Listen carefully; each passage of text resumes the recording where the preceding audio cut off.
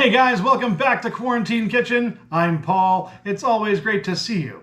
Special shout out for this episode. Shout out to Linda Coates, who made me this fantastic apron that I am sporting right now. I'm looking forward to wearing it in future episodes.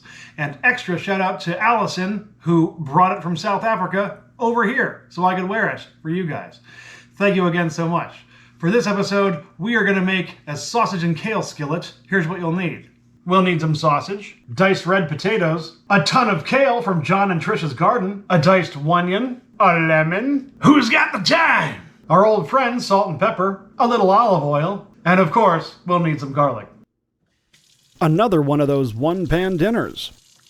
This is a good recipe to keep in your back pocket when you want to make something quick, and also happen to have a metric ton of kale lying around.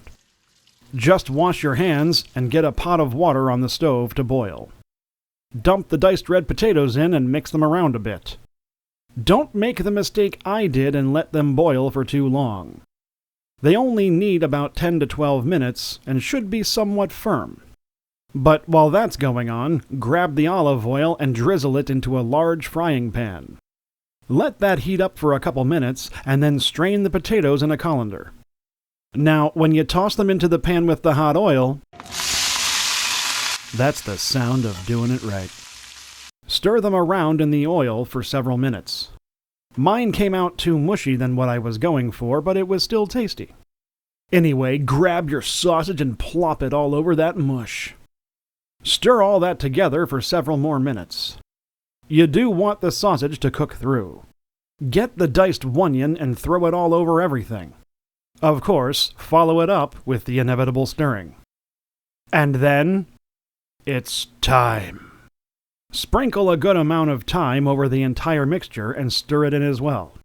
As always, drop in your garlic, and mix it around. And be careful adding a mountain of kale to this. It will cook down, but it might be difficult to maneuver at first. Toss on some salt and pepper to help get that kale moving, and stir that in as best as you can too. And just like that, it's ready to be scooped and dropped onto a serving plate. Squeeze a lemon wedge over the top, and it will make you smile. And that's how you make my sausage and kale skillet, which I am really looking forward to eating.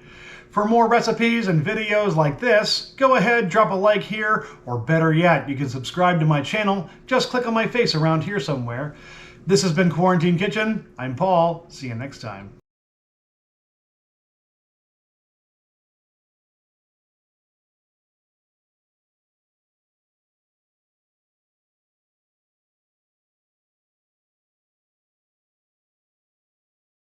A shit ton of kale.